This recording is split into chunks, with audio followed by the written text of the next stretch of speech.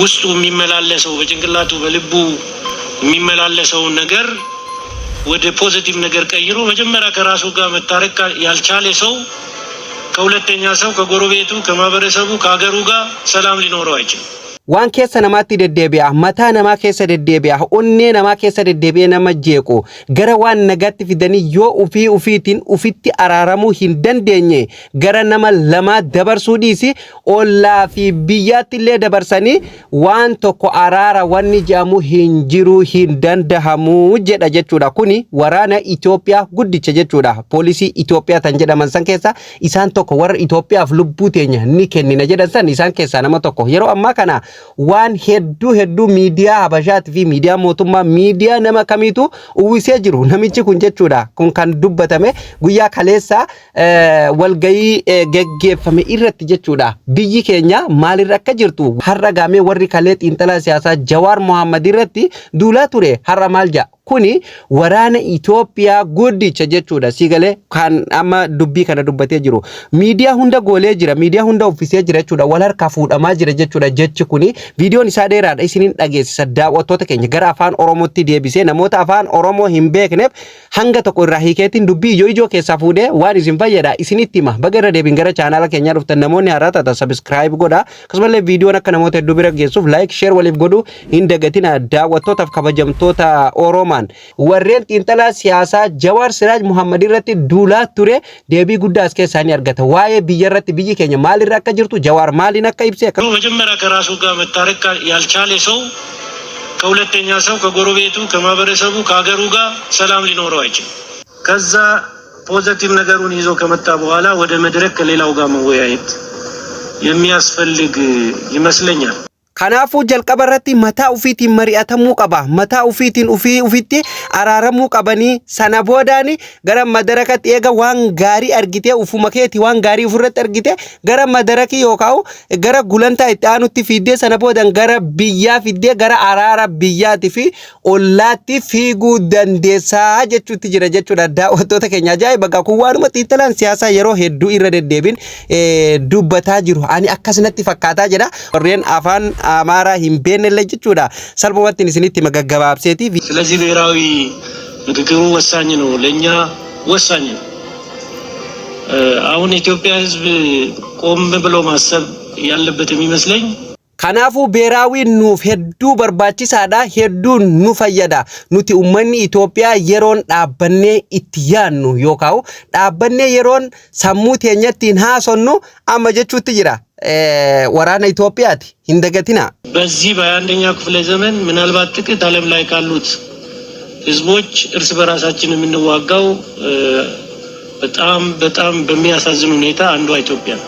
Yaraa 21ffaa kana keessatti biyyoonni akka addunyaa kanarratti ufuma ufiitiin deebitee jechuudha ufuma wal waraanaa jirtu yookaan waraanaan beekamtu akkuma addunyaattu hedduu sadarkaa sodaachisaa fi sadarkaa akka malee keessa kan jirtu isheen takka Itoophiyaadha jechuutti jira jechuudha. Dhugaa rabbi kunigaa hedduu waanuma dhugaa jirtuu fi waanuma xiinxalaan siyaasa Jawaar Siraaj Mohammad lafa kaayaa ture har'a waraanni Itoophiyaa kan mootummaan Itoophiyaa abdatu lubbuu fi biyya ofiitiif kennu jechuudha.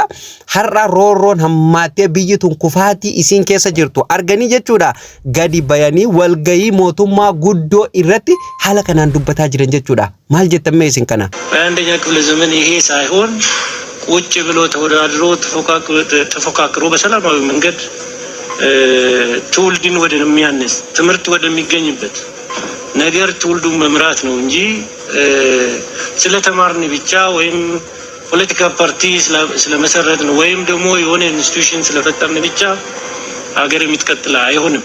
Kanaafuu jaarraa 21 kana keessatti teenyee mari'annee yaada wal mormine akkasitti waan tokko uumne walitti araaramne biyya teenya guddisuu dandeenya.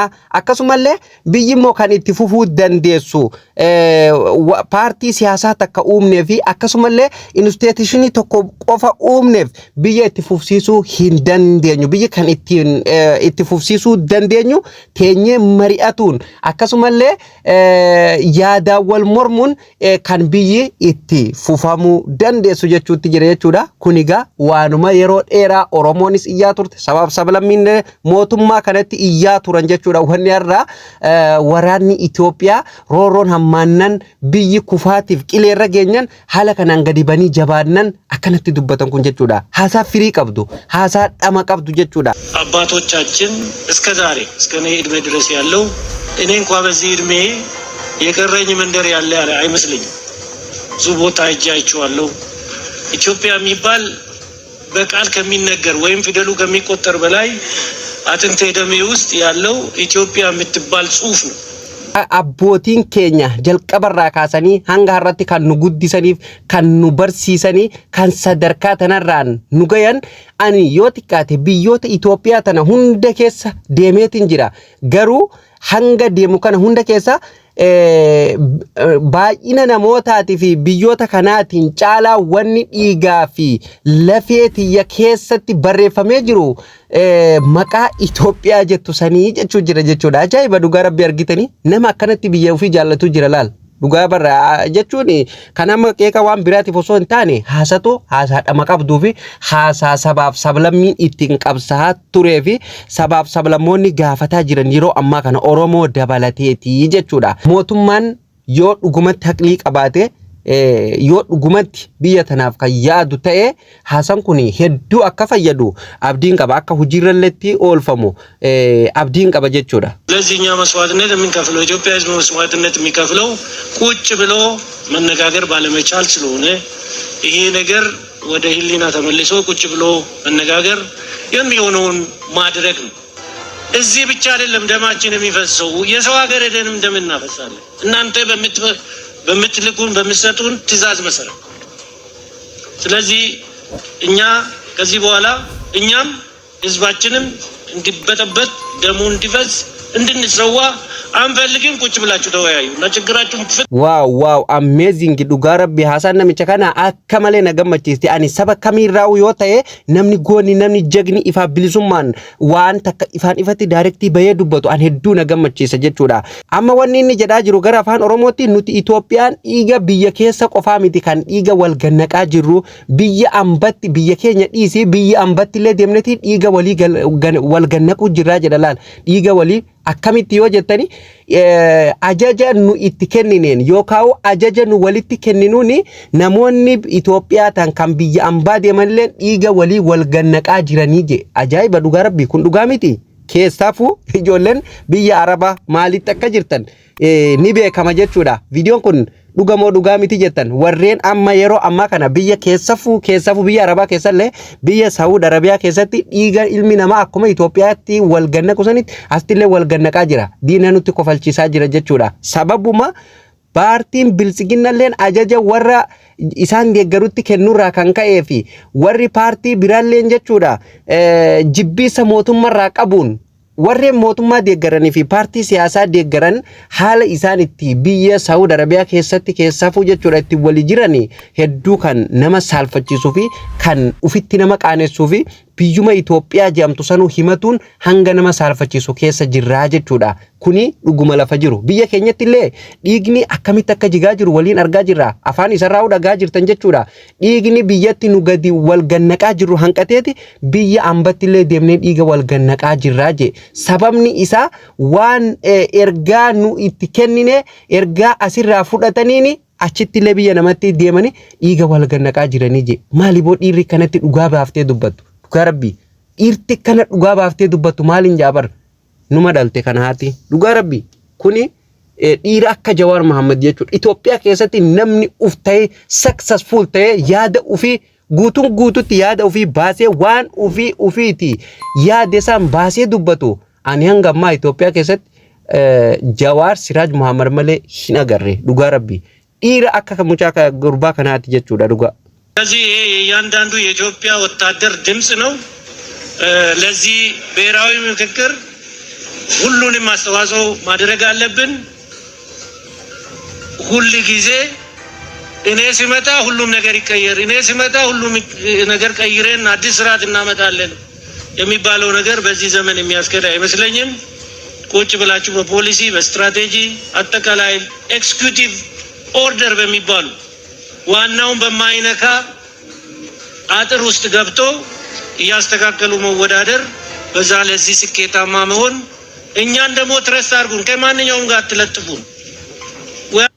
akkana kun wadhiirti laal gaafa waa dubbatu akkana waa dubbatti jechuudha laal dhugaa rabbii dhaabni kamiyyuu kan wal duuban dhufe kun dhufu anilleen gizee dhufe waan akkanaatiin sirreessaa gizeen aangoo qabadde waan akkanaatiin sirreessaa kara buusee gizee sun dhufe waan akkanaatiin sirreessaa jedhanii yeroon deeman suni haftee jirti amma booda waan itti fuftule na hin fakkaatu sun haftee jirti gadi ta'a mari'adhaa gataa mari'adhaa rakkoo jirtu hundaa'u mariin furadhaadha amma boodan biyya teenya gara gaagamatti noofina mariin furadhaadha gadi ta'a yaanni isaa jechuudha wanni inni jedhaa jiru kana jechuudha daawwattoota kiyya akkasumallee nummoo beeraawii poolisii gara waan biratti nullaxafinaa taqaamuma kamittuu nullaxafinaa jechuu jira jechuudha kan dhaabbanneef biyyaa jechuu isaati jechuudha Itoophiyaa biyya jedhamtu takkittiif dhaabbanne waan ta'eef qaama kamittuu paartii kamittuu nummaxasina waan jedhu fakkaata jechuudha hundaafu ajaa'iba dhugaa rabbii hedduu viidiyoo ajaa'ibaati miidiyoonni habashaatii fi miidiyoota mootummaa dabalatanii akka ajaa'ibatti wal harkaa fuudhaa jira yeroo ammaa kana jechuudha daawwattoota keenya kabajamoo እኛ ለህዝብና ለኮንስቲቱሽን ነው ለዛ ነው ህይወት የምንከፍለው ድሮ ለገሌ አሁን ደግሞ ለገሌ የሚባል ነገር ወለዳችሁትን ያሳደጋችሁትን እዚህ ደረጃ የደረስኩት እናንተ ስላሳደጋችሁኝ ነው። ስለዚህ ያሳደጉትን መልሶ ለሌላ ሰው መስጠት የኢትዮጵያ ባህልም አይደለም። ሰው ሀገር ዞሬን እናያለን። እኛ ወታደር ዩኒፎርም ለብሶ ሲሄድ የጎሪጥ ነው የምናየው። ስሙን ቁመቱን አነጋገሩን እያየን እንፈርጀዋለን። nuti biyya namarra naannofnee ilaalla wataaddarri yeroo uffata wataaddaraa uffatee deemu kan ilaallu uffata namaa dhaabbata namaa ollaa keenya hundaayyuu ni laalla laalleeti itti murteessine bira darbinaa jedha gabaabdumatti dubbiin isaatu yoo jecha tokkoon ibsu warra ollaati walitti araaramuu fi guufi saba biraati walitti araaramuu fi guufu dura saba keetii walitti araaramii ollaa kan kee yookaan biyya kan kee keessa kan jiru nama kan kee obboleeyyan keetii walitti araaramii jechuudha jecha tokko yoo isin ibsu gabaabdumatti akkasi dubbiin isaa gabaabdumatti dubbiin tuni daayirektii dubbii waraana bilisummaa Oromootii fi Dr. Abiy Ahmed muummicha ministeera Itoophiyaa ilaallatti jechuudha. አሜሪካ ሀገር መጀመሪያ እኔ አንድ ጊዜ ኢትዮጵያ ልብስ ለብሼ አውቶቡስ ባቡር እየጠበቅኩ ያለው አንዱ መጣ። ከዛ ምን አለኝ የሰር እለፍና ያዝ አንተ ስለ ሀገሬን ስላገለገልክ አመሰግናለሁ ብሎ ነው ሰላምታ ይሰጠኝ። ajaa'iba dhugaa rabbii barmee dhaggeeffadha gaafa tokko Ameerikaa deemeetiin ture yeroon Ameerikaa deemu uffata wataadara Itoophiyaa uffadheetiin Ameerikaa deeme achitti namni lammii Ameerikaa ta'e tokko natti dhufe konkolaataa oofa sana boodan kan duraa sun tareetii kan boodatiin qabi jedheen gaafa san immoo salaamtaanaan jedhe uffannaa kiyya kan Itoophiyaatiif galata naa galchuu keetiif biyya kiyya waan nama sakkarteef amazaginallo singalatofadadaan jee salaamtaan haa kenne nabira darbee jedhe argitanii hangana takka biyyi namaa biyyi kan kee gaafa jaallattu biyya keetiin gaafa boontuu hanga kana hunda biyya barbaadde yoo deemte kabajamtee si jedhe mataa ol qabattee jiraata jechuudha namni biyya keetiin saalfattu jechuudha si gale siifi viidiyoon kun ለዛ ነው እኮ ወደ መንደር የምንወጣው አገራዊ ነገር ላይ ማትኮር Aadaan akkasii sun maaliif biyya keenya hin jiraanne kanaaf jeete kanin gara baadiyyaa bahe yookaan gara gaxarii baanuuf kanaaf maaliif aadaan akkanaa kun biyya keenya keessa hin jiraanne jechuudha aadaan kun kan akkamigaa amma fakkeenyaaf nuti amma osoo taatee dhugaa dubbatuu fi qaamni biraa tokko yookaan poolisiin biyya biraa tokko biyya keenya keessatti uffata poolisii biyya biraa uffatee yoo dhufe ni dhiifna. Wataaddarri Itoophiyaa inni dhiisa salaamtaa kenneefi bira ni tara xiinxalaa siyaasaa Jawaar Muhammad yaada inni keessafuu hanga kitaaba ingaabbuu kana barreesse as inni haasaa jiru irratti duulamaa jiruu fi yeroo inni waa'ee waraana biyya keenyaa maqaa kaasee irratti duulaa turtan keessafuu warri qaama mootummaa taatan mi'aarra maal jettu har'a kun haa xiinxalaa siyaasaati moo akkasumallee paartii siyaasaati moo nama Oromoof dhaabbatu moo kunilleen hattuudha moo kunilleen amma kitaaba wayii barreessee gurguratu deema moo haasuma isaa kana gurguratu deema mee kana maal jettana gaafa kaleyaa Jawaar Mohammad kitaaba isaa gurguratu waan akkana haasaa jettan akkasumallee waan biraa waan adda addaa maqaballeessa adda addaa irratti dhoobaa turtan har'a hoo maal jettan gaafa qaamuma mootummaa keessaa gadi bahee akkana jedhu maal jettan akkasumaan immoo walgayii guddoo irratti jechuudha haala kanaan yeroo inni dubbatu maal jetta warri mootummaa keessa jirtan biyyi teenya guddina irra jirti biyyi teenya waraanan qabdu biyyi teenya akkana irra jirti gaafa jedhamtanii haasottan